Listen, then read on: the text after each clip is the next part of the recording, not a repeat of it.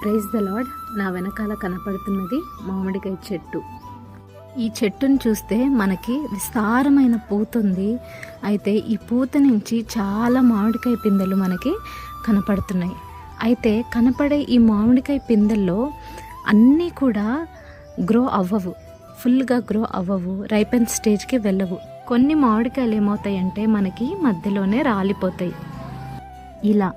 అయితే ప్రతి మామిడికాయకి ఫుల్గా గ్రో అవ్వటానికి పొటెన్షియల్ ఉంటుంది, కానీ కొన్ని మామిడికాయలు మాత్రం ఇలా మధ్యలోనే రాలిపోతాయి.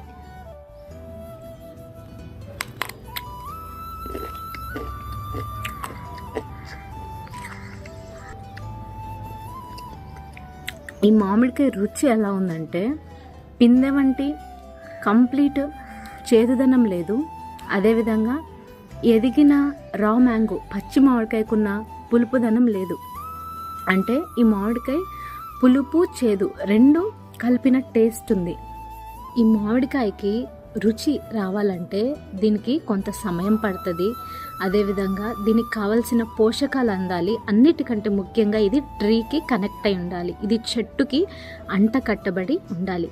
ఒక కాయ పరిపక్వత చెందాలంటే ఏ విధంగా అయితే దీనికి సమయము, తగిన పోషకాలు, అన్నిటికంటే ముఖ్యంగా staying connected with the tree ఏ విధంగా అయితే ఇంపార్టెంటో, చెట్టుకి అంటకట్టబట్టం ఏ విధంగా అయితే ముఖ్యమో, మన జీవితంలో కూడా డైలీ డిసిప్లిన్, ప్రేయర్ లైఫ్, సత్యములో నాటబట్టము, ఇలాంటివన్నీ అంతే ముఖ్యము. Without proper environment, without we being connected to the truth, సత్యానికి కనెక్ట్ అవ్వకుండా మనము గ్రో అవుతామంటే అది impossible. Staying connected to the tree ఎంత ఇంపార్టెంటో, మనము కూడా ఏ విషయంలో గ్రో అవ్వాలన్నా రూటింగ్ ఇన్ ద ట్రూత్, సత్యములో నాటబడటం అనేది కూడా అంతే ఇంపార్టెంట్. అందుకే అపోస్తలుడైన పౌలు అంటాడు, train your self for godliness అంటాడు. భక్తిలో మిమ్మల్ని మీరే సాధనం చేసుకోండి అంటాడు. అంటే సాధన లేకుండా ఎదుగుదల అనేది అసంభవం. ఎఫర్ట్స్ లేకుండా ఎదుగుతామంటే అది ఇంపాసిబుల్. ఇంటెన్షనల్ ఎఫర్ట్, బుద్ధిపూర్వకమైన కష్టము లేదా ప్రయాసం మనము ఒక విషయమై పడాలి. ఈ కాయ మనం చూసుకుంటే దీంట్లో ఎదగలేని పొటెన్షియల్ అంటూ ఏమీ లేదు.